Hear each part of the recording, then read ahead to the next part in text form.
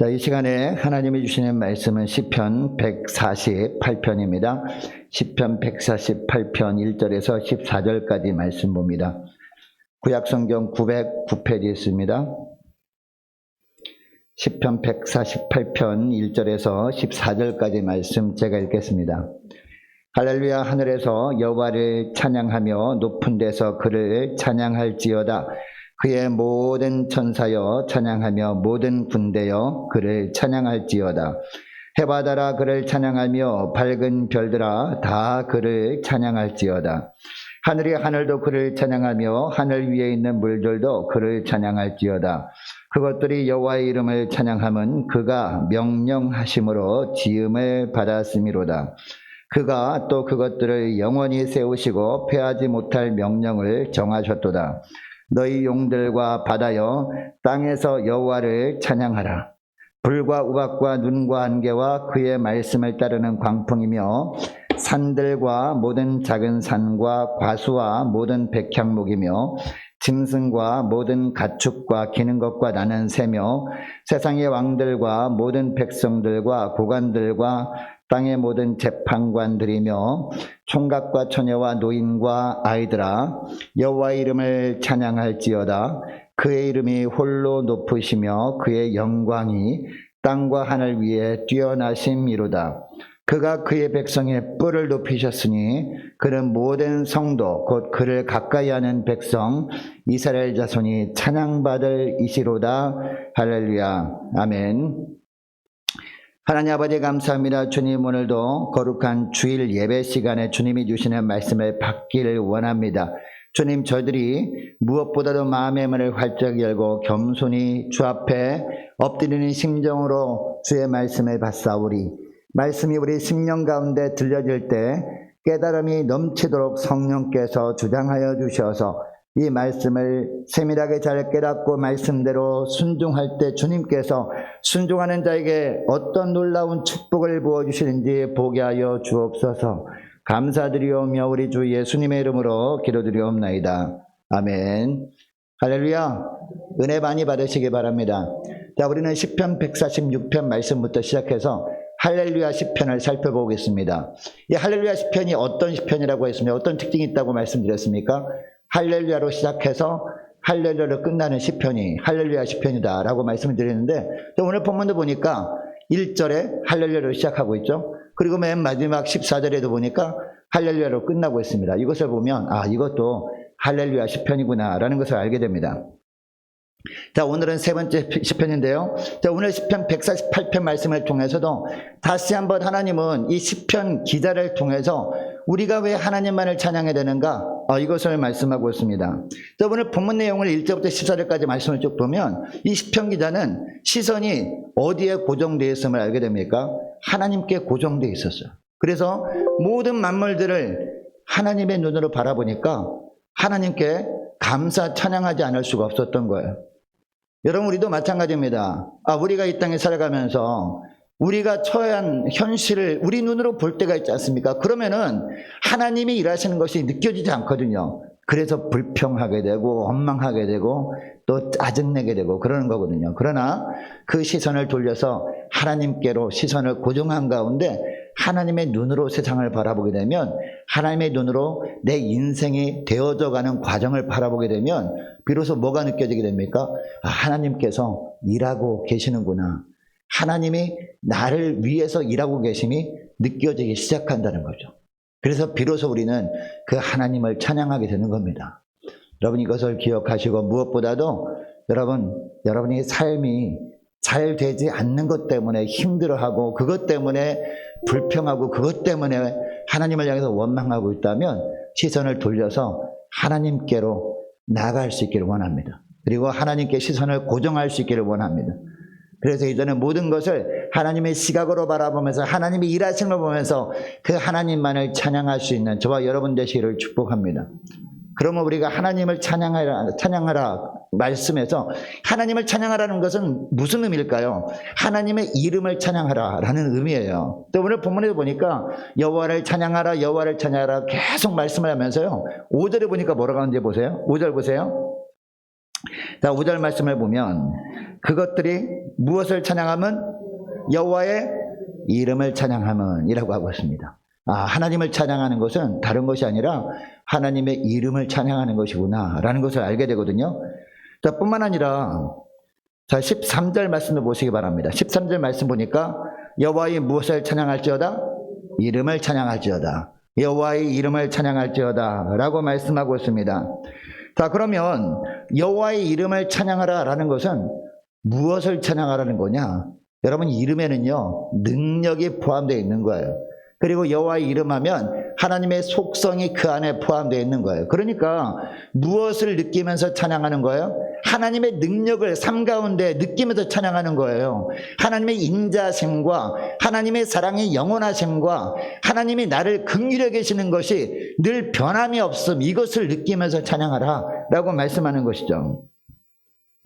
여러분, 다윗과 골리앗의 싸움에서 한번 생각해 볼까요? 이 다윗에 비해서 골리앗이요 얼마나 정말 거구였습니까? 얼마나 장수였습니까? 목소리는 또 얼마나 컸습니까? 뿐만 아니라 여러분, 이 골리앗은 어떤 모습으로 나왔나요? 철갑을 두른 가운데 나왔어요. 그리고 손에는 방패를 잡고 있었습니다. 얼굴에는 투구를 쓰고 있었거든요. 빈틈이 없었던 겁니다. 그러니까 거기다가 칼과 창과 단창으로 무장하고 나왔거든요. 반면에 여러분, 그 골리앗을 상대하는 다윗의 모습은 어땠어요? 이 골리앗에 비해서 어린 아이에 불과했거든요. 뿐만 아니라 사울 왕이 자기가 입던 갑옷하고 무기를 다 줬는데 이렇게 입어보니까 불편한 거예요. 이거 다 벗어버립니다. 그래서 평소에 입던 목동옷, 평상시 복장을 하고 나온 거예요. 그리고 손에는 뭘 들고 있었어요? 돌멩이 몇 개하고 물매, 새총 비슷한 물매만 들고 나온 겁니다. 인간적인 기준으로 보면 백전백패하는 것이 불보듯 뻔합니다. 상대가 되지 않습니다. 네. 그리고 이 다윗의 모습은 허술하기 그지없습니다. 허점투성이에요. 그럼에도 불구하고 다윗에게는 골리앗에게는 없는 귀한 것이 있었다는 거죠. 그게 뭐예요? 하나님의 능력이 있었다는 겁니다. 그러니까 다윗은요, 인간적인 기도를 볼 때는 허술하기 짝이 없는 상태도 나갔지만 두려움이 없는 거예요. 왜? 자기한테 뭐가 있으니까. 여호와의 능력이 있기 때문에. 그래서 이 다윗이 골리앗을 향해서 나가기 전에 이렇게 외치면서 나갑니다. 사무엘상 17장 45절 말씀인데요. 너는 칼과 창과 단창으로 내게 나오거니와. 뭐예요? 너는 이 땅의 것으로 무장하고 나에게 나오지만, 이런 뜻이거든요. 그 다음에 보니까 나는 만군의 여호와의 이름, 곧 내가 모욕하는 이스라엘 군대의 하나님의 이름으로 내게 나아가노라 라고 합니다. 이 땅에 무장할 것들은 나한테는 없지만 나에게는 최고의 무기, 하나님의 이름이라는 무기가 있다. 이 하나님의 이름을 가지고 나가노라 라고 외치면서 물매를 날리죠. 근데 여러분, 이 물맷돌이 날아갈 때 물맷돌을 맞고 여러분, 골리앗이 왜 죽겠습니까? 골리앗이 얼마나 장수인데. 그리고 그 틈에 딱 박힐 확률은요, 어떻게 보면 거의 10,000분의 1도 안 될 겁니다. 그런데 정확하게 그 틈, 이 이마에 명중하지 않습니까? 그 이마, 여기에 딱 명중해가지고 죽게 되는데, 아무리 이마에 명중한다 그럴지라도 물맷돌 맞아 죽겠습니까? 그런데 물맷돌과 함께 뭐가 날아갔어요?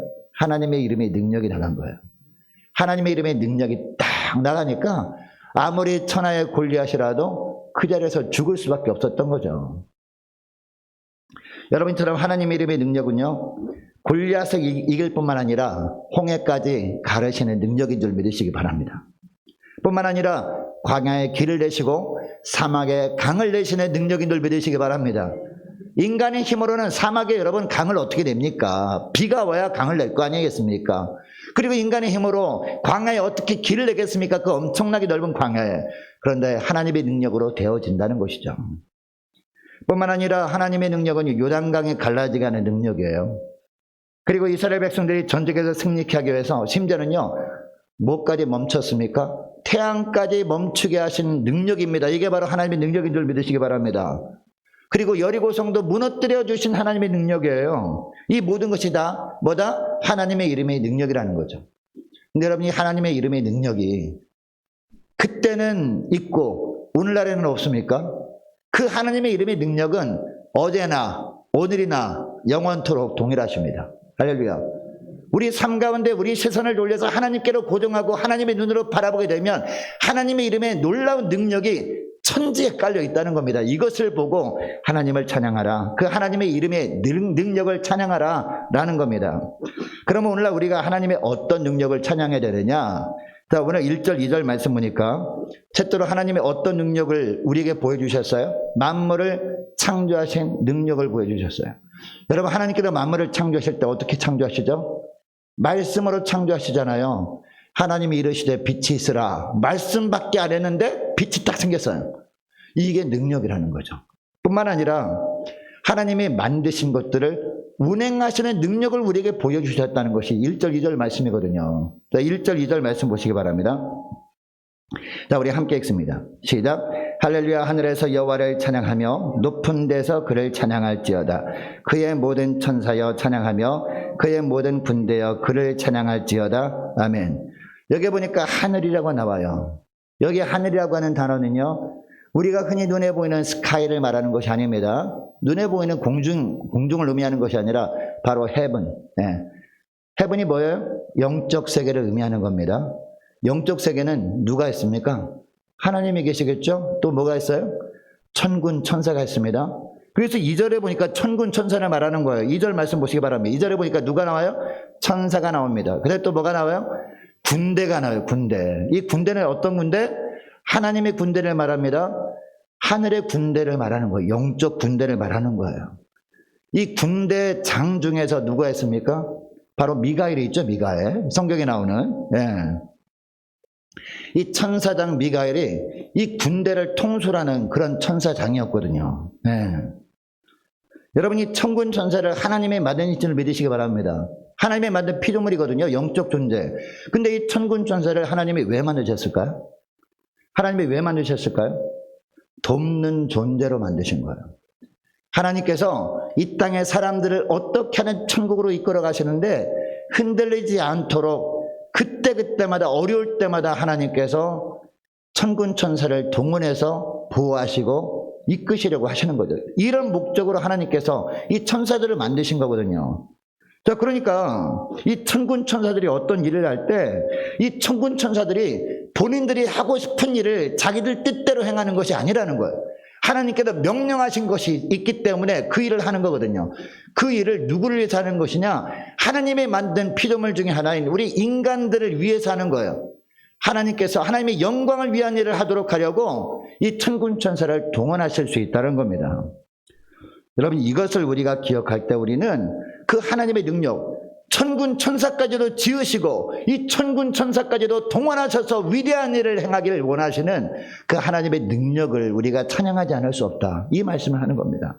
그리고 3절 4절 말씀 보면 이번엔 우리 눈에 보이는 하늘에 떠 있는 뭐가 나옵니까? 해가 나옵니다. 달이 나옵니다. 그리고 밝게 빛나는 별들이 나와요. 이처럼 해와 달아 그를 찬양하며 밝은 별들아 그를 찬양할지어다 라고 하고 있습니다. 그리고 또 뭐가 나옵니까? 하늘의 하늘들이 나와요. 이것은 영적 세계를 또 의미하는 것이죠. 그리고 하늘의 하늘들도 그를 찬양하며 그 다음에 하늘 위에 있는 뭐도? 물들도 그를 찬양할지다. 여러분, 이것은 오늘날 뭘 말할까요? 하늘 위에 있는 물들 뭐를 말할까요? 비구름을 말하는 거겠죠.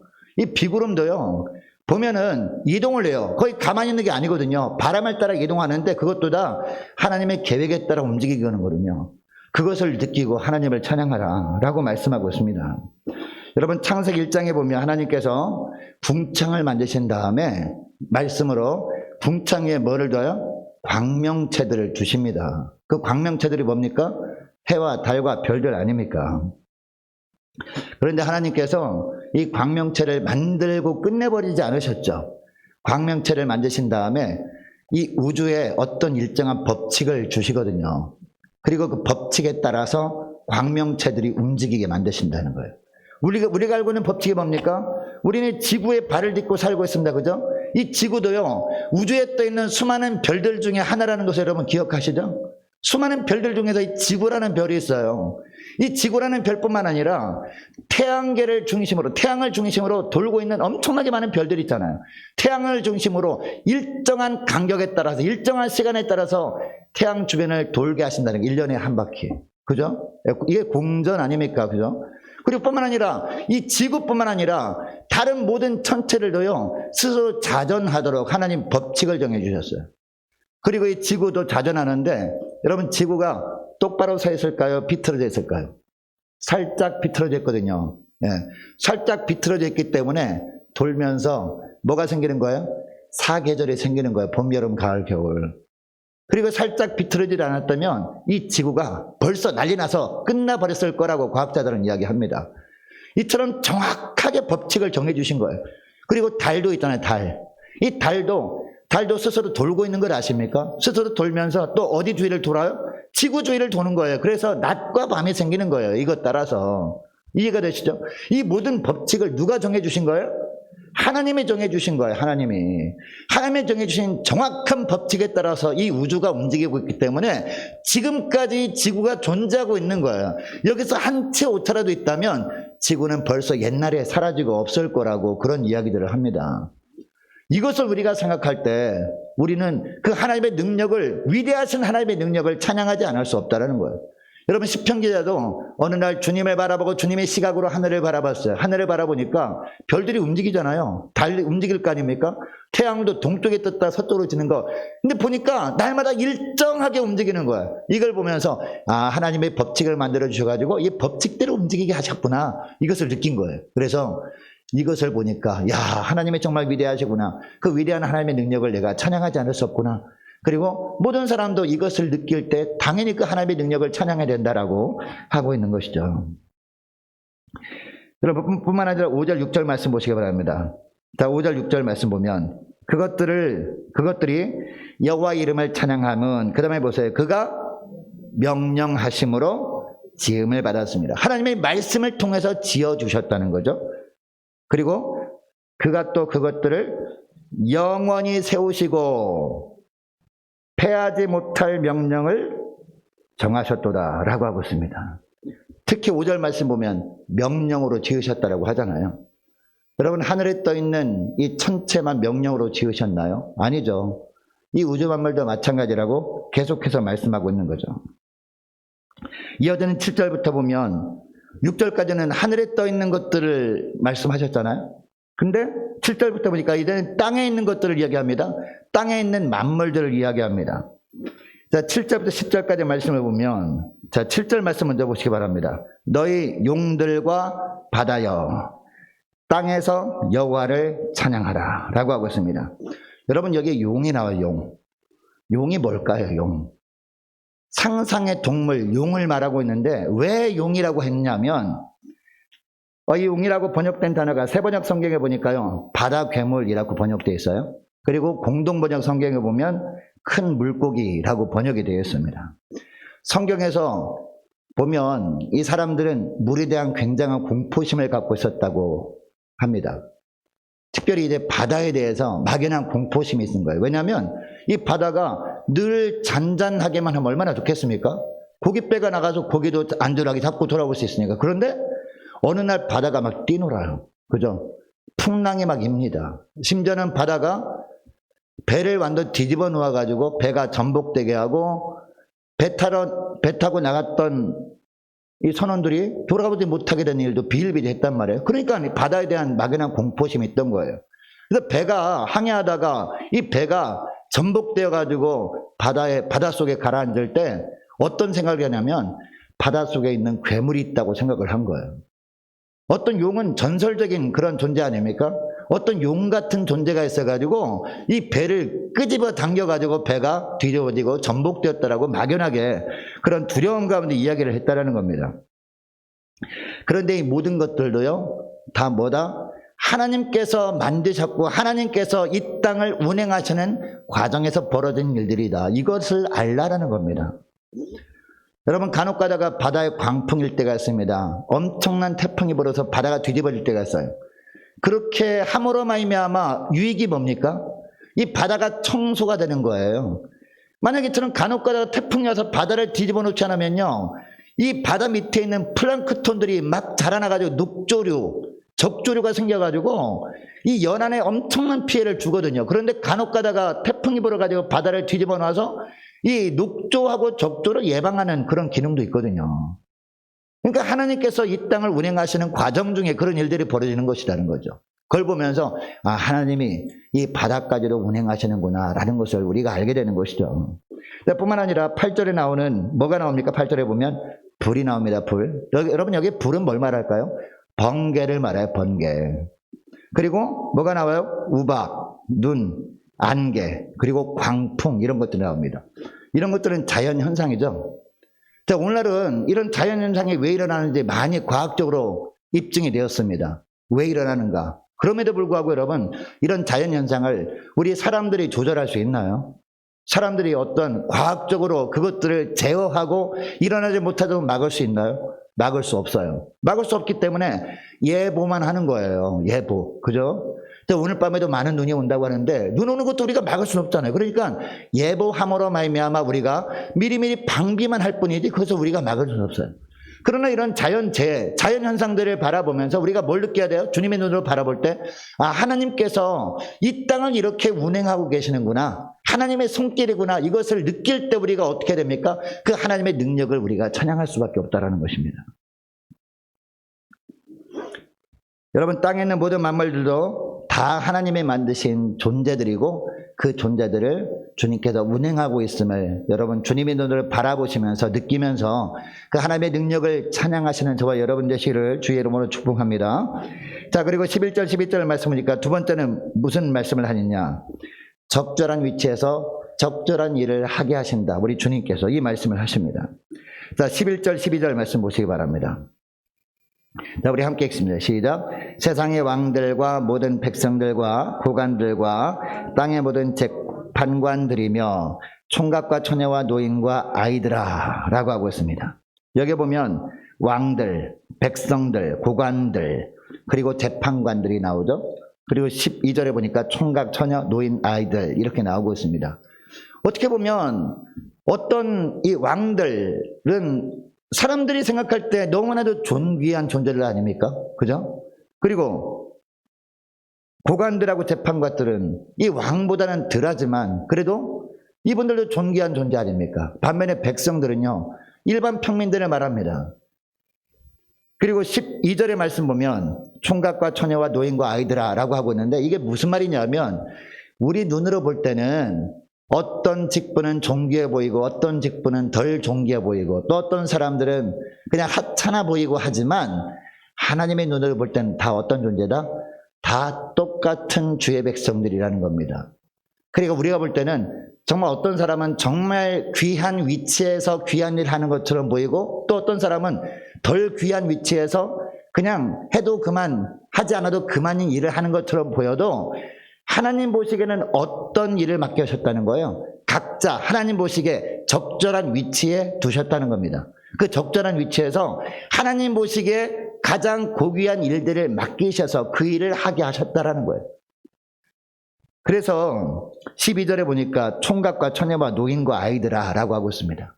하나님을 볼 때 다 똑같은 사람들이라는 겁니다. 이것을 기억하고 13절에 보니까 여호와 이름을 찬양할지어다 라고 말씀하고 있습니다. 여러분 오늘날도 보면은 교회에서나 세상에서나 다 사람들은 바라보면서 내가 보는 시각으로 평가하면서 그런 이야기들을 하지 않습니까? 왜 하나님께서는 저 사람은 저렇게 존귀한 위치에 둬가지고 존귀한 일을 하게 하시는데 왜 나는 이처럼 비천한 위치에서 비천한 해도 그만 하지 않아도 그만 이런 일을 하게 하시는가 라고 생각할 때가 있는데 하나님 보시기엔 그렇지 않다라는 겁니다. 그래서 우리 시각을 돌려서 눈을 돌려서 어디로 바라봐야 돼요? 주님을 바라봐야 된다는 겁니다. 주님의 눈으로 모든 것을 바라볼 때 하나님 보시기에 존귀하지 않는 사람은 단 한 사람도 없다는 거예요. 우리가 예수 믿는 사람이라면 하나님 보시기에 가장 적절한 위치에 있게 하시는 거죠. 그리고 하나님 보시기에 그 위치에서 하나님이 맡기신 사명을 감당케 하고 계시다는 겁니다. 어떤 세상에서 존귀한 직분이 없는 사람들 가정에서도 귀한 일을 맡는 것 아니겠습니까? 주부들은 주부 일을 맡겨주셨거든요. 이 자녀들은 자녀에 걸맞는 일을 맡겨주셨다는 것이죠. 그러니까 하나님 보시기에 감사하지 않을 일이 하나도 없다. 예, 하나님께서 이것이 능력이라는 겁니다. 능력으로 그렇게 하셨다는 겁니다. 능력으로 골고루 하나님 보시기에 가장 정말 존귀한 위치에 다 두셨다는 거예요. 존귀한 일들을 다 맡기셨다는 거예요. 이게 하나님의 능력이라는 거죠. 이 하나님의 능력을 찬양하는 저와 여러분 되시기를 축복합니다. 자, 그리고 세 번째는 13절 말씀이에요. 13절 말씀 보니까 하나님의 이름이 홀로 높임을 받으실 뿐만 아니라 누구도 높여주세요? 우리도 높여주시는 거예요. 하나님이 높여주시면요, 하나님을 섬기는 우리도 어떻게 해요? 덩달아 높아지는 거죠. 주님께서 높여주시기 때문에. 이것 때문에 우리는 그 하나님의 이름의 능력을 찬양해야 된다라고 하고 있어요. 자, 13절 모시기 바랍니다. 자, 13절 말씀 보니까 여호와 이름을 찬양할지어다 그의 이름이 홀로 높으시며 그의 영광이 땅과 하늘 위에 뛰어나심이로다. 이것 때문에 하나님의 이름을 찬양해야 된다라고 하고 있습니다. 여러분, 하나님은 홀로 높으신 하나님이십니다. 우리가 하나님을 특별히 높여드린다고 해서 하나님께서 높임을 받으시고 높여드리지 않는다고 해서 하나님이 낮아지시는 분이 아니거든요. 하나님은 홀로 스스로 높이시는 분이십니다. 그 말씀을 하고 있어요. 그럼에도 불구하고 우리가 주기도문 할 때 어떤 고백합니까? 하늘 계신 우리 아버지여 이름이 거룩히 여김을 받으시오며 이렇게 기도합니다. 주님의 이름이 거룩히 여김을 받으시오며 이렇게 우리가 간구한다는 거죠. 하나님은 스스로 높이시는 분인데 우리가 이렇게 기도하는 이유가 무엇일까요? 우리가 삶 가운데 우리가 어떻게 할 때 세상 사람들이 하나님의 이름을 높일까요? 우리가 세상에서 구별된 삶을 살아가는 거예요.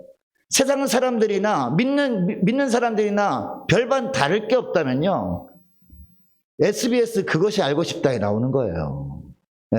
그러면 뒷탄을 받는 거죠. 그러나 여러분, 우리가 정말 세상에서 거룩한 삶, 구별된 삶을 살아가면 그런 방송에 내보내주지는 않아요. 그러나 그것을 보는 사람들은, 그것을 깨닫는 사람들은 어떻게 할까요? 야, 정말 예수 믿는 것이 이렇게 하는 건가 보다 라고 하면서 주님의 이름을 높이지 않습니까?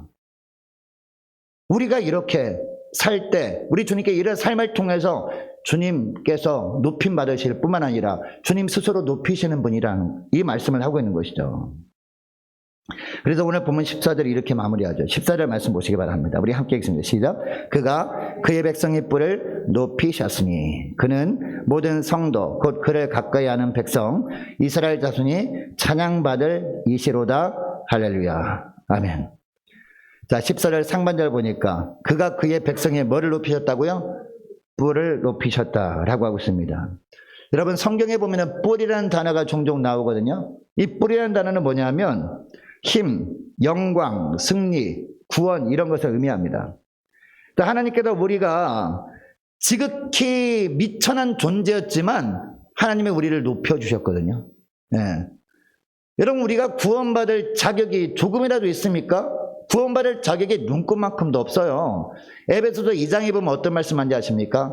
우리는 이미 죽었던 자들이었다는 거죠. 우리는 죄악으로 말미암아 이미 죽은 자들이었다는 거죠. 구원받을 자격이 전혀 없는 것이죠. 그럼에도 불구하고 이처럼 비천한 존재였지만 우리 주님께서 우리를 높여주신 사건이 뭡니까? 주님이 십자가 죽은 사건이죠. 우리가 죄를 범함으로 말미암아 우리가 형벌받아야 되는데 그 형벌을 예수님이 대신 받아주신 게 이게 뭐예요? 예수님이 십자가 죽은 사건 아닙니까? 주님의 부활하심으로 말미암아 우리가 그것을 믿고 예수님을 영접하면 하나님의 자녀로 다시 새롭게 태어난다는 것을 상징하는 게 예수님의 부활 사건이거든요. 우리는 이처럼 정말 비천한 존재고 자격이 없는 존재지만 하나님께서 이미 우리를 높여주셨잖아요. 그렇다면 우리가 이 땅에 살면서 어떤 삶을 살 때 또 우리 주님께서 우리의 뿔을 높여주실까? 조금 전에 말씀드렸거든요. 우리가 이 땅에 살아가면서 다른 삶을 살아가는 거예요. 여러분, 우리는 두 세계에 살아간다고 예전에 말씀드린 적이 있는데 우리는 물론 육신은 이 땅에 속해 있습니다. 이 세상에 속해 있어요. 그러나 우리 영적으로 보면 우리는 어느 나라 시민이에요? 하나님 나라 시민입니다. 여러분, 육적인 세계가 높습니까? 영적인 세계가 더 높습니까? 영적인 세계가 그 위에요. 왜냐? 육적인 세상은요, 우리가 죽는 순간에 끝나요. 그러나 영적인 세계는요 영원합니다. 할렐루야. 그러니까 당연히 우리는 육신은 이 땅에 있지만 우리는 영적인 하나님 나라 백성답게 살아가는 거예요. 그게 바로 구별된 삶이란 말이에요. 다른 사람들도 다 저렇게 사는데 왜 나만 이렇게 살아야 돼? 라고 하면 안 된다는 겁니다. 믿음이 연약한 사람들이 어떻게 살아가건 나는 그렇게 살아가든 말든 나는 어떤 삶을 살아야 돼? 나는 영적으로 하나님 나라 백성이기 때문에 하나님의 자녀답게 살리라. 이런 결단함이 있어야 된다는 거죠. 이런 결단함이 있을 때 성령께서 우리를 붙들어 주셔서 구별된 삶을 살도록 이끌어 주시는 줄 믿습니다. 이끌어 주실 뿐만 아니라 우리의 뿔을 높여 주시는 거예요. 이미 구원의 뿔을 우리를 들어주셨죠. 들어주실 뿐만 아니라 이 땅에 있는 동안에도 날마다 우리의 뿔을 높여주시는 축복을 주신다는 거죠. 왜? 그런 삶을 통해서 먼저 주님께서 높아지시기 때문에 그 주님을 바르게 믿는 우리를 주님께서 우리도 높여주셔서 우리의 뿔이 높아지게 된다. 이 말씀을 하고 있는 것이죠. 여러분, 하나님께서 이스라엘 백성들인 하나님의 백성들, 이스라엘 백성들이 뿔을 높여주는 사건이 어떤 것이 있습니까? 서두에 잠깐 언급했습니다마는 이 홍해를 가르친 사건 아니겠습니까? 애굽에서 나오게 한 사건 아니겠습니까? 애굽에서 여러분 그들이 어떤 삶을 살았나요? 노예 생활을 했잖아요. 노예 신분이었잖아요. 우리도 마찬가지죠. 영적인 애굽에 있을 때는요, 죄악의 노예였거든요. 사망의 노예였단 말이에요. 영적으로 끊어진 상태였단 말이에요. 주님과의 관계 속에서. 근데 우리 주님께서 불강력적으로 우리를 찾아오셔가지고 우리를 건지신 사건이 바로 애굽에서 나온 사건 아닙니까? 그죠? 애굽에서 나오는 순간부터 이스라엘 백성들이 신분이 완전히 바뀌었잖아요. 자유인이 되었다는 거죠. 죄 속박에서 빼내서 자유인이 되게 하셨어요. 근데 가다 보니까 홍해가 가로내려 있어요. 하나님은 홍해를 갈라버리시잖아요. 홍해를 마른 땅처럼 건너서 광야로 나오게 되잖아요. 광야에서 뭘 주십니까? 법을 주시잖아요. 시내산에서. 하나님의 법을 주셔서 이제 법이 있는 하나님 나라 백성으로 살게 하신다는 거죠. 우리도 마찬가지로 우리도 이제 세례받고 하나님의 자녀가 되었어요. 이제는 하나님의 백성으로 살게 된 거고 우리에게도 법을 주셨잖아요. 예전에는 우리가 구원받게 되는 성경 말씀이 이스라엘 역사책에 불과했단 말이에요. 그러나 우리가 구원받은 다음부터는 이 성경 말씀이 뭐예요? 법입니다. 네. 헌법 위에 성경이 있습니다. 우리에게는. 할렐루야. 세상의 법 위에 성경이 있는 거예요. 하나님의 법이 있는 겁니다. 그 세상의 법이 성경 말씀에 위배되는 것을 따르라고 하면 우리는 그걸 따를 수 없는 거예요. 성경 말씀을 따르는 것이 예수 그리스도를 믿는 백성들이니까.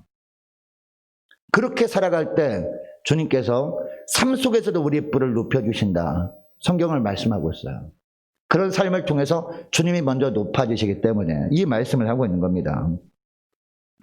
여러분 이것을 기억하시고 한 주간도 하나님께서 우리를 보내시는 곳이 있습니다. 우리를 살게 하시는 그 위치에서 하나님이 우리에게 어떤 일을 맡겨주시는지 하나님이 나에게 주신 사명이구나 이것을 기억하고요. 우리가 그 사명을 최선을 다해 감당하면서 그 일을 행하게 하시는 위대한 하나님의 능력을 하나님의 이름을 찬양하며 한 주간 동안 살아가시는 저와 여러분 되시기를 주 이름으로 축복합니다. 기도하겠습니다.